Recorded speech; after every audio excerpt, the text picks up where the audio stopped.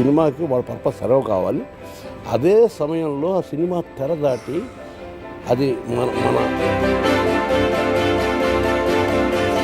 మన గుండె కరిగి కన్నీళ్ళు రావడాన్ని దుఃఖం అనం, మనం కరుణరసం అంటాం. ఎవడైనా సరే కన్నీళ్ళు ఎందుకు పెట్టారంటే దుఃఖం వస్తే ఏడవడానికి, దుఃఖం వస్తే ఏడవని అవుతాడు ఎవడైనా. కానీ దుఃఖం వస్తే ఏడవకుండా ఉండడమే మనిషి చేయగలిగిన పని.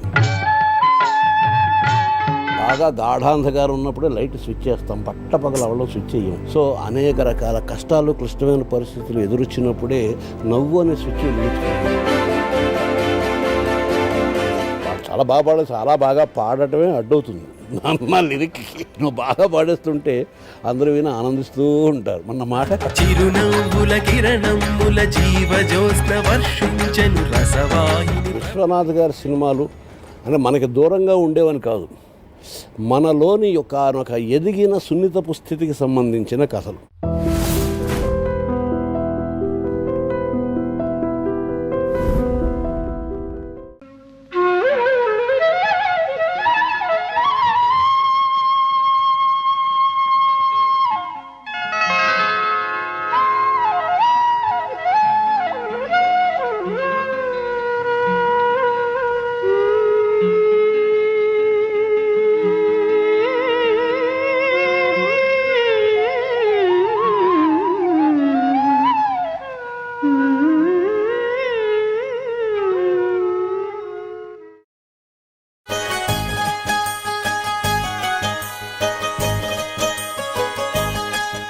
అందరికీ నమస్కారం. నేను మీ పార్థునేమాని. మీ మాట నా నోట మనందరి పాటగా సిరివెన్నెల గారు తమ అంతరంగాన్ని ఆవిష్కరిస్తున్న ఈ కార్యక్రమంలో ఈ సంచికకు మీ అందరికీ శుభస్వాగతం.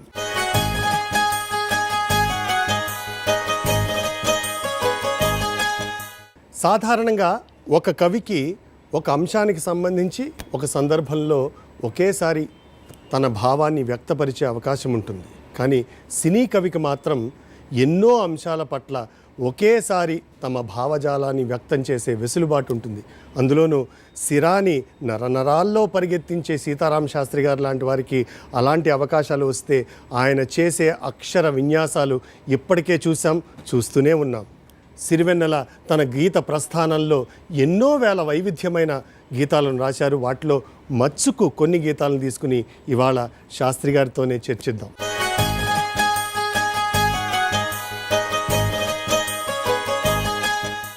నమస్కారం బాబాయ్, మీకు మరొకసారి స్వాగతం. ఇవాళ ఈ కార్యక్రమంలో నేను ప్రస్తావించాలనుకున్నటువంటి మొదటి పాట ఒక అమ్మాయి మనస్తత్వాన్ని మీరు అద్భుతంగా ఆవిష్కరించిన ఖడ్గం సినిమాలో నువ్వు నువ్వు అనే పాట. అంటే ఇప్పటికీ చాలామంది అమ్మాయిలు ఈ పాట వచ్చి ఎన్నో ఏళ్ళు అయినా కూడా ఇప్పటికీ కూడా ఆ పాటని మీరు వాళ్ళ గురించే రాశారేమో అనుకుని మురిసిపోతూ పాడేసుకుంటూ ఉంటారు.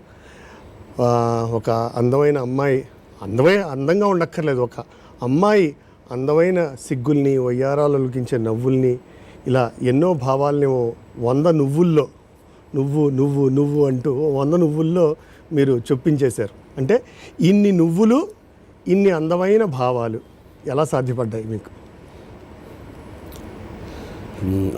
అది చెప్పడం ముందర ఒక భావం ఏంటంటే, మనం ఎందుకని స్త్రీ పురుషులని రెండుగా మాట్లాడుతున్నాం అనేది నాకు ఎప్పుడూ ఒక రకమైన పూర్తిగా సంతృప్తికరమైన జవాబు దొరకని ప్రశ్న. బేసిక్గా మనిషి సైన్స్ పరిభాషలో వాడాలంటే హోమోసేపియన్స్. దీనికి ఆడ మగ అని ఎందుకు పేరు పెట్టాం అంటే, మనం ఎక్కడైనా ఆడ చెట్టు మగ చెట్టు అని కానీ, ఆడచీమ మగచీమ అని కానీ డిఫరెన్స్ చూస్తామా అంటే, ఉన్నాయా లేదా అనేది జువాలజీ, ఆంథ్రోపాలజీ వీటి గురించి మాట్లాడట్లేదు నేను. ఇక్కడ ప్రత్యుత్పత్తి అనే ఒక ప్రక్రియ కోసమని కొన్ని ప్రత్యేక శారీరక నిర్మాణాలు మాత్రమే, శారీరక నిర్మాణంలో కొన్ని ప్రత్యేకతలు ఉండడమే తప్ప మనిషితనంతో చూస్తే ఇద్దరికీ తేడా లేదన్నది ఒకటో అభిప్రాయం. రెండవది, సమాజం డెవలప్ అవుతూ ఉన్న సందర్భంలో క్రమంగా వివక్ష ఏర్పాటు చేసుకుంది. ఏ స్థాయిలో ఏర్పాటు చేసుకుంది, అది కరెక్టా కాదా, అది చర్చించడానికి ఇది సామాజిక వేదిక కాదు. కనుక ఒక భావం స్త్రీగా స్థిరంగా ఏర్పడుతుంటే స్త్రీలు పురుషులుగా ఆలోచించలేరు, పురుషులు స్త్రీలుగా ఆలోచించలేరు అని. ఏదైనా రెండు ద్వారా ఒకదాన్ని దర్శించడం అనేది ఒక మౌలికమైన సూత్రం. మన కంప్యూటర్లో బైనరీ లాంగ్వేజ్ కానీ ఇప్పుడు రాత్రి పగలు అంటాం, లేదా పగలు రాత్రి అంటే రెండు లేవు. చీకటి వెలుగు లేకపోవడం అనేది రాత్రి, వెలుగు ఉండడం అనేది పగలు. అంటే వెలుగు తాలూకు ఉనికి ద్వారా, అంటే సూర్యుడి తాలూకు ఉనికి ద్వారా రెండు భాగాలుగా ఒక రోజును చూస్తాం. అంతేగాని రోజులో రెండు భాగాలు, శరీరంలో ముందు భాగం వెనక భాగం చోట చెప్పము. నాణ్యానికి బొమ్మ బొరుసు విడివిడిగా చెప్పం. ఒకవేళ పొరపాటునే నాణ్యానికి రెండు పక్కల బొమ్మ పెడితే ఆహా ఇది మరీ బాగుంది అంటే ఎందుకు చెప్తున్నానంటే పడుతూ బొమ్మ బొరుసు అనేటప్పుడు ఆటోమేటిక్గానే మన బ్రెయిన్లో బొరుసు అంటే ఒక చిన్న రకం తేలిక భావం, ఒక చిన్న రకం తేలిక భావం, హెడ్ అండ్ టైల్ అని తెలియకుండానే మనసులో ఉంటుంది. కానీ బొరుసు లేకుండా రెండు పక్కల బొమ్మ పడితే చల్లని నాణ్యం అవుతుంది. ఒక దాని ఉనికిని గుర్తించడానికి రెండిటిగా పేరెంట్స్ అనేది ఇద్దరికి సంబంధించిన విషయం కాదు, ఒకే భావానికి సంబంధించిన రెండు విభాగాలు. అలాగా ప్రేమని కానీ భావాన్ని కానీ వ్యక్తపరచడంలో భాషా రూపంలో కానీ ఇంకో రూపంలో కానీ ఇది ఆడభాష, ఇది మగభాష, ఇది ఆడభావం, ఇది మగభావం ఉంటాయని నేను అనుకోను. కాకపోతే ఏంటంటే సమాజంలో బ్రాడ్గా చూసినప్పుడు మగాడు కొంత విశృంఖలంగా ప్రవర్తిస్తాడు, లేదా కొంత సిగ్గులేనితనంగా ప్రవర్తిస్తాడు. అలా అని చెప్పి నిజంగా గట్టిగా మాట్లాడాలంటే వాళ్ళకి వాళ్ళమైన భావాలు ఉంటాయి.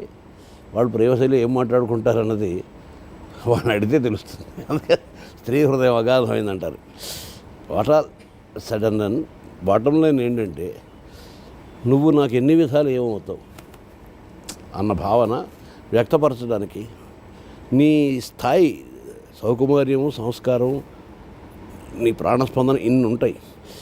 సాధారణంగా మనకి తత్వంలో ఏం చెబుతారంటే సృష్టిలో ఉన్నదంతా అంతా స్త్రీయే, భగవంతుడు ఒక్కడే, భగవంతుడు అంటే పరమేశ్వరుడు అంటే రూపం అవి లేనటువంటి అబ్సల్యూట్ కాన్సెప్ట్, అదొక్కటే పురుషుడు, మిగిలినంతా స్త్రీ అంటారు. అందుకనే భక్తిభావంలో గోపికల్ని స్త్రీలతో పాటు ఋషులను కూడా స్త్రీలనే అంటారు.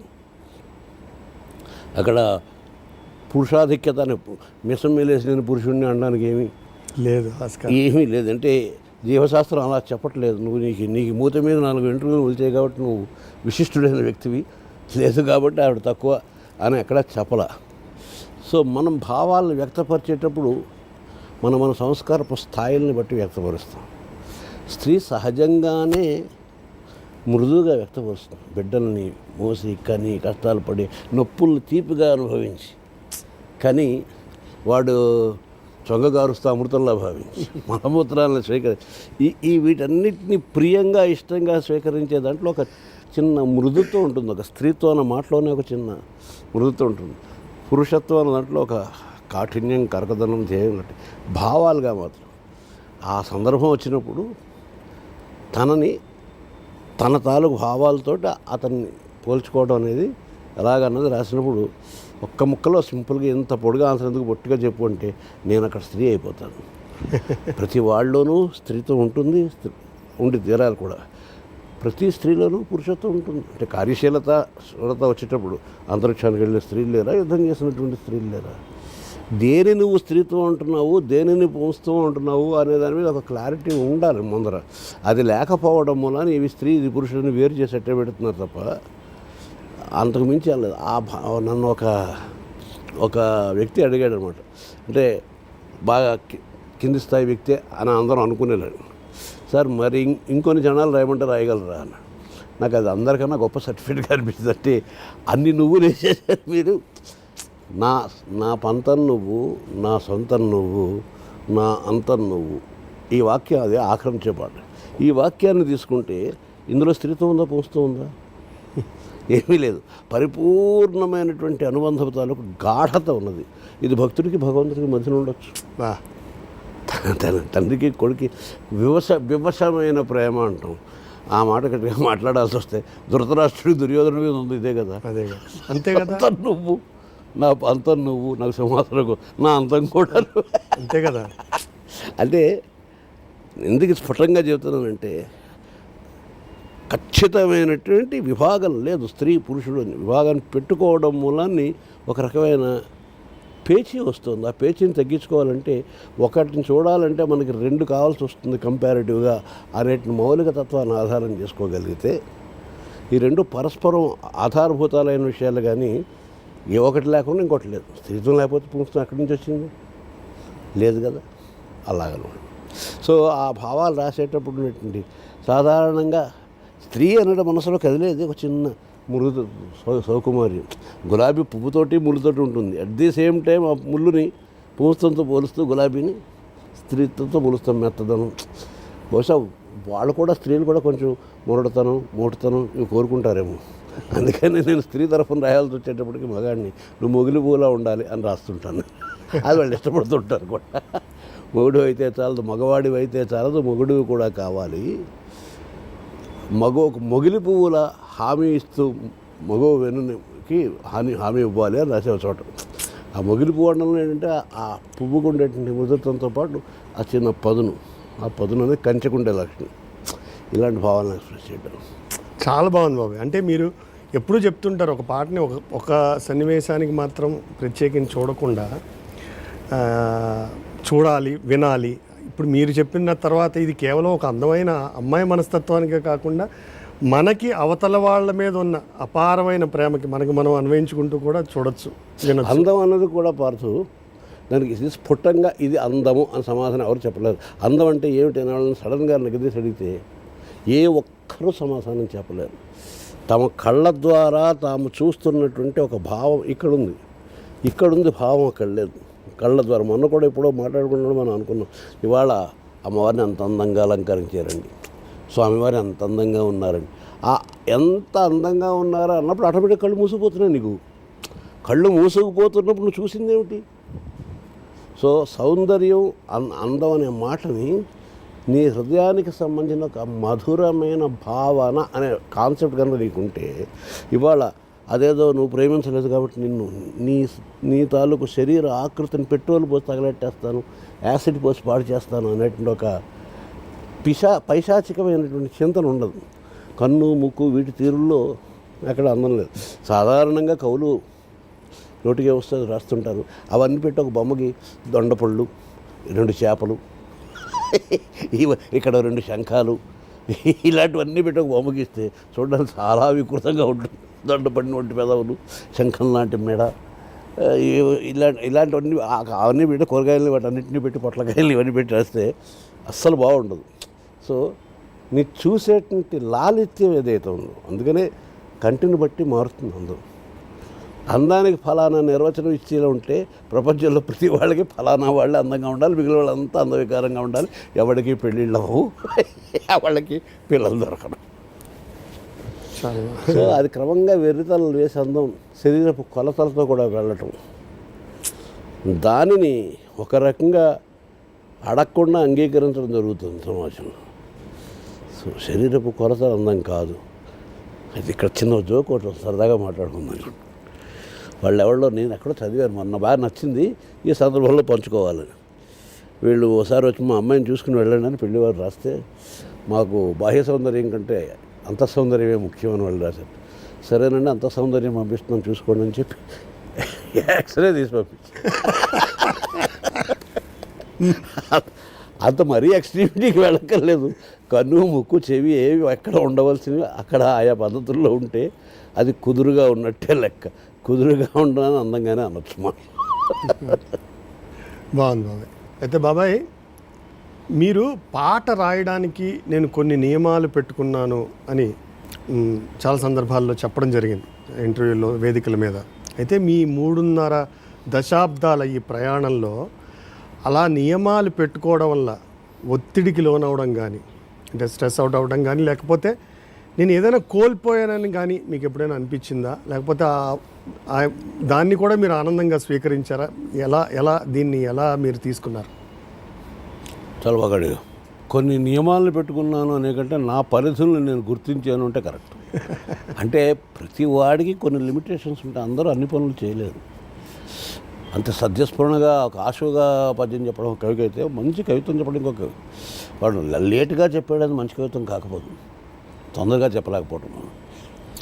నేను కొన్ని రాయలేనంటే వెటకారంగా చిన్న బల్గారిటీ ధ్వనించేటట్టు, ఇది వినగానే కొంచెం ఆడవాళ్ళ మొహం బ్లషపై ఎటు చూడాలో తెలియని పరిస్థితి, ఇలాంటివి కొన్ని రాయడం రాదు నాకు, రాయలేను.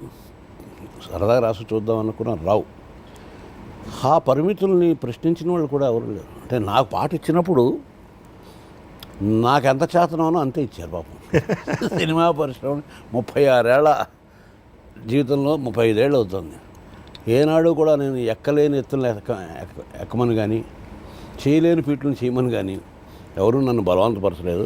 కాకపోతే ఒక్కొక్కప్పుడు కొంచెం పొడుస్తున్నారు, కొంచెం మీరు మబ్బుల్లో వేరుస్తున్నారు, క్లౌడ్ 9లో ఉన్నాను సార్, కిందికి రండి, ఇలాంటివి. అంటే మరి కొంచెం కవిత్వంలాగా ఉంది, కొంచెం చిన్నవాళ్ళు అలా అనడం నాకేమీ అభ్యంతరం కూడా లేదు. నేను ఎప్పుడూ చెబుతుంటాం, ఈ 2 కండిషన్స్ తప్ప మిగిలిన ఏమి రాయడానికైనా సిద్ధపడే నేను ఇక్కడ ఈ సంతలో షాప్ పెట్టుకున్నాను. అంతేగాని ఇక్కడ కేవలం శ్రీరంగనీతులు మాత్రమే వల్లించబడి ఉన్నాను కాదు. కాకపోతే చెప్పే మాట అవతలని కించపరచకూడదు, కష్టపెట్టకూడదు, ప్రోత్సాహపరచకూడదు, ఒక తప్పుడు మైకం పట్ల ప్రోత్సాహపరచకూడదు అనేటట్టు. అవి నాకు ఎప్పుడూ ఇబ్బంది కలిగించలేదు. ఇందాక చెప్పాను కదా, కొన్నిసార్లు కొంచెం ఎక్కువ కష్టపడాలి. అయితే ఆ నియమాన్ని తప్పమని మిమ్మల్ని ఎవరు ఫోర్స్ చేసిన ఎవరు కొన్నిసార్లు నాకు ఇబ్బంది ఎదురైంది. ఎందుకంటే వాళ్ళు అనుకున్న టైంలో నన్ను ఇమ్మీడియట్గా అది ఇచ్చేయలేను. ఆ రాసినటువంటి వాక్యం నాకే ఒకప్పుడు నచ్చకపోవచ్చు. నచ్చబడం అంటే నాకే ఎబ్బెట్టుగా తోచే అవకాశం ఉంటుంది. అది ఒకవేళ సడన్గా వాళ్ళకి బాగుంటుంది కూడా. అంటే వాళ్ళు అందరూ వేదవ్యాసులు వాల్మీకులు వచ్చి కూడా సుఖమహర్షి వచ్చి కూర్చొని రైతు కొట్టలేదు కదా, ఇలాంటి గుర్రాలే చాలామంది దర్శకులు కూడా ఉంటారు. భలేగా ఉంది సార్ ఇక్కడ, అది ఉంచుకుందామంటే వద్దులే నాన్న ఇంకోటి ఇస్తాలే. చాలా నేచర్లు బాగానే ఉన్న కుర్రాళ్ళకి, కానీ వాళ్ళు విన్నారు. ఎక్కువ మంది ఈ జనరేషన్లో చాలామంది వినేవాళ్ళు ఉన్నారు. అంటే నేను ఎప్పుడు ఎవరు పర్టికులర్గా వీళ్ళు చెడ్డవాళ్ళు, వీళ్ళు కొంటేవాళ్ళు, వీళ్ళు మంచివాళ్ళు అంటూ సినిమాలో చూపించినట్టుగా కేటగరైజేషన్తో ఉంటారని నేను అనుకోను. సినిమాలో అయితే చూపిస్తారు, వాడు ఒక విలన్ ఉంటాడు, ఒక కమేడియన్ ఉంటాడు. భగవంతుడు ఎవరిని కూడా నువ్వు పుట్టుకు నుంచి సచ్చేదాకా కమేడియన్గా బతుకు అని ఎవరిని పుట్టించలేదు. అలాగే నువ్వు విలన్గా మాత్రమే బతుకు, అలా నిజ జీవితంలో అలా ఉండదు, అందరిలోనూ అన్నీ ఉంటాయి. సో న్యాచురల్గా ఇంతకన్నా కొంచెం అందమైన ఇస్తాను, కొంచెం టైమింగ్ అంటే ఇచ్చారు, ఇబ్బంది పెట్టలేదు. అయితే ఈ 35 years జర్నీ అనేది మామూలు ప్రయాణం ఏమి కాదు. ప్రతిరోజు కొత్తదనం కోరుకునే ఇండస్ట్రీలో మీరు నియమాలకు కట్టుబడి, మీరు పెట్టుకున్న నియమాలు మీ భాషలో మీ పరిధులకి లోబడి, ఎప్పుడైనా అంటే అవకాశాలు రావేమో అనే ఒక ఇన్సెక్యూరిటీయో, లేకపోతే నిజంగా రాని సందర్భాల్లో మీరు బాధపడడం, లేకపోతే స్ట్రెస్ అవుట్ అవ్వడం, అంటే మిమ్మల్ని ఈ స్థాయిలో అడగాల్సిన ప్రశ్న కాదు, బట్ అక్కడి నుంచి ఒక బిగినింగ్ జర్నీ అంటూ ఉంటుంది కదా. నల్లేరు మీద బండి నడక అంటాం, అంత సులభం మాత్రం కాదు. సినిమా రంగంలో ఏ రంగమైనా సరే, ఒకటి కాదు, ఏ రంగమైనా సరే అంత సులభమైనది కాదు. రెండవది ఏంటంటే అన్ని పాటలు ఒకలాగే ఉంటాయి. ఆ టైటిల్స్ తీసేస్తే అన్ని కథలు ఒకలాగే ఉంటాయి. నేను విమర్శ అయితే తీసుకోండి, విమర్శే. అన్ని పోరాటాలు, అన్ని సో కాల్డ్ నృత్యాలు, అవన్నీ ఒకలాగే ఉంటాయి. ఒకలాగే కనిపిస్తున్న దానికి కొంచెం భిన్నంగా ఉండేటట్టు చేయాలన్న ఒక ప్రయత్నంతో పాటు నా ముఖ్యమైనటువంటి నేను పెట్టుకున్న నియమం అదేంటంటే, సినిమా ఉన్ననాళ్ళు ఆ సినిమాతో పాటు అది ప్రయాణం చేస్తుంది. వాళ్ళకి సినిమా తీసేవాళ్ళని నేను పూజారులు ఉంటాను. పూజారి వరం ఇస్తేనే దేవుడు వరం ఇస్తాడు. మనం అన్నం పెట్టాలన్నా పూజారి గారు అలా చేయాలి. సో వాళ్ళకి అది నచ్చినట్టు అనిపిస్తే చాలు, నా పర్పస్ సర్వ్ అయిపోతుంది. ఆ తర్వాత అది సినిమా తెరని దాటి శ్రోతలు ప్రేక్షకులు వాళ్ళు మళ్ళీ నేనే, నా ప్రతిబింబాలే. అంటే నా పాట మళ్ళీ నాకే కావాలి. I want my song.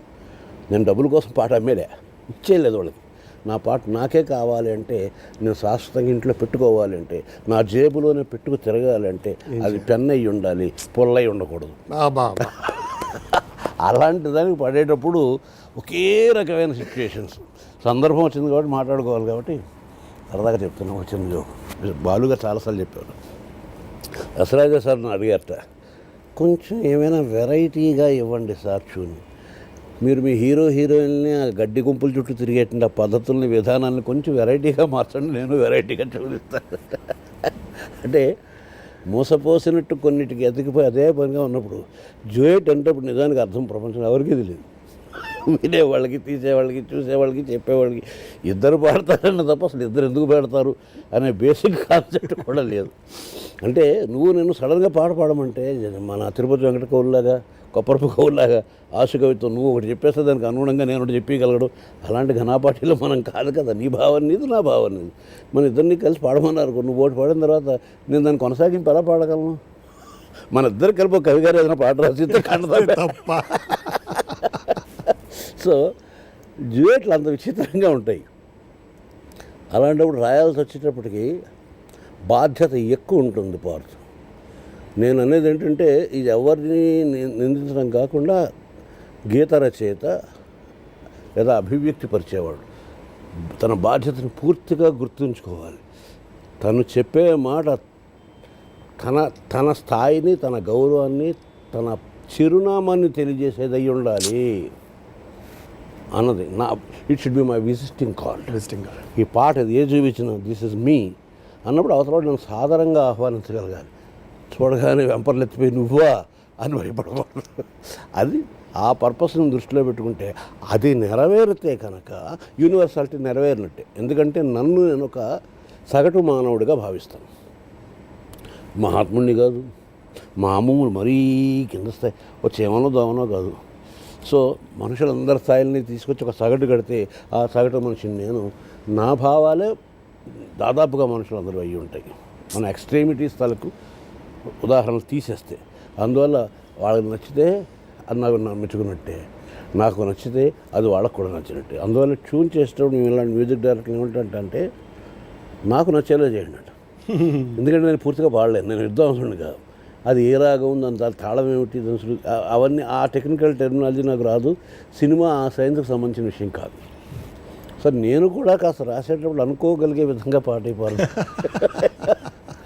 లేదు ఇప్పుడు సంగీతం మాస్టర్ పెట్టుకుని పరిపూర్ణంగా గమకాలు అవి నేర్చుకుని రాయలేను అని ఒక యావరేజ్నెస్ మెయింటైన్ చేయడం అనేది చాలా బాధ్యతతో కూడినటువంటి విషయం. అయితే ఇక్కడ మిమ్మల్ని ఇంటరప్ట్ చేస్తున్నాను అనుకోకపోతే, మీరు నన్ను కోప్పడకపోతే, మీకు కూడా అర్థమయ్యేలా ట్యూన్లు రాయాలి అన్నప్పుడు మరి మాకు కూడా అర్థమయ్యేలాంటి కవిత్వం మీరు కూడా రాయాలి మేము అనుకోవడంలో తప్పులేదుగా. అసలు అర్థం అవడం ప్రశ్నకే అర్థం లేదు. నేను కూడా మీరు ట్యూన్ అర్థమయ్యేలేమనట్లేదు, మీరు పాడుకునేలాగా ఇలా ఏమన్నా. ఇప్పుడు మనం ఇద్దరం కలిసి టీ తాగాం, టీ ఎలా ఉంది పాడుతుంటే ఏం చెప్పగలవు? దానికైనా ఆబ్జెక్టివ్ ప్రమాణం ఉందా? సబ్జెక్టివిటీ అది. మీరు కూడా తాగేలా ఉందో చెప్పడం బాబు. మహా అయితే పంచదార ఎక్కువ ఉందో తక్కువ ఉందో చెప్పగలవు. కానీ ఎవడైనా పువ్వుల తోటలో విహరిస్తున్నాడు పక్కవాడి నుంచి ఏమిటి చూస్తున్నావు బాయ్ అని అడిగితే ఏం చెప్తాడు? పువ్వుల తోటని చూస్తాడు. జువాలజీ భాష మాట్లాడాడు కదా, ఐఎమ్ లుకింగ్ ఎట్ పెటల్స్. ఏమిటి చూస్తున్నావు అంటే అక్కడ మాట్లాడలేదు. సో కొన్ని చోట్ల మాట ఉండదు, మాట ఉండని చోట్ల అనుభూతులు వస్తాయి. అనుభూతి ఎవరికి వారు అనుభవించవలసింది. ఆ అనుభూతిని కరెక్ట్గా అందచేయగలిగే విధంగా యువతల ప్రక్రియ జరిగితే అది విజయవంతం. అంటే ఏంటంటే నేను మాటల్లో అది అర్థమయ్యేలా చెప్పలేను. నేను ఏదో రాశాను, దీనికి అర్థం ఇది అని నీకు చెప్పలేను. కానీ ఆ రాసిన సంవిధానంలో అనుభూతి నేను పొందగలను. అది నీకు అదే పొందితే. కష్టాలకే కష్టం వస్తే, కష్టాలకే కష్టం వేసే, కన్నీళ్ళకే కన్నీరొచ్చే, కన్నా ఇలా నిన్నే చూడగా. కష్టాలకి కష్టమైనటువంటి అర్థం ఏమిటండి అని చెప్తే ఏం చెప్పను? కన్నీళ్ళకి కళ్ళు ఏమిటి, వాటికి కన్నీళ్ళు రావడం ఏమిటి? సో కవిత్వం అనేది ఏ భాషలోనైనా సరే సవ్యమైనటువంటి కవిత్వం అయితే ఒక అనిర్వచనీయమైన అనుభూతిని కలుగజేస్తుంది. కన్నీళ్ళకి కన్నీళ్ళు వచ్చేంత తీవ్రస్థాయి బాధ నీది, నువ్వే అడవట్లేదు పాపం, కన్నీళ్ళు ఏడుస్తున్నాయి. ఇంతకన్నా ఎక్కువ వివరిస్తే పలచబడిపోతుంది. సో అర్థమయ్యే లక్ష్యం ఏమో నేను అడగలేదు, ఇలా పాడుకుని ఇలా ఇయ్యాలి.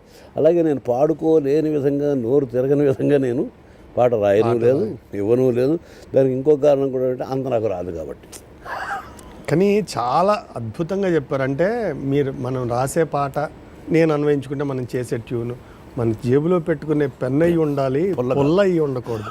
ఇది సువర్ణాక్షరాలతో రాసుకోవాల్సిన మాటలు ఇవి. అంటే ఇవి పాటించాల్సిన విషయం కూడా. యాక్చువల్గా అన్నిటికీ అన్వయించుకోవచ్చు దీన్ని. అన్నిటికీ అంటే సినిమా ఫంక్షన్లో మీరు ఈ పాటల రచయితల్ని మీలాంటి వాళ్ళని మిమ్మల్ని ఒక్కరిని పిలిచిన సందర్భం నేను చూసిన సందర్భాలు ఉన్నాయి.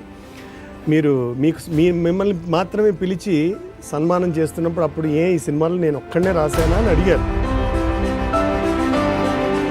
సినీ రచయితను అతను కొత్తవాడను, లేకపోతే నువ్వు చెప్పినట్టు సోకాల్డ్ స్టార్డమ్ ఇంకా రాలేదను పిలవకపోవటాన్ని నేను భరించను, సహించను.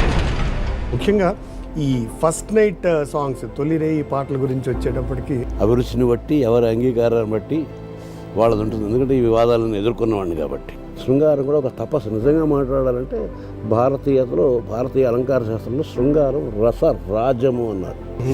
నా మీద సాహితీ లోకంలో చాలా పెద్ద చర్చ జరిగింది ఒకానొక పత్రికలో. అందులో ఇప్పటికీ నాకు బాగా గుర్తుంది. ఒక ఆయన ప్రజలందరికీ సలహా ఇస్తూ, వెళ్ళండి సీతారామ శాస్త్రి దగ్గరికి వెళ్ళండి,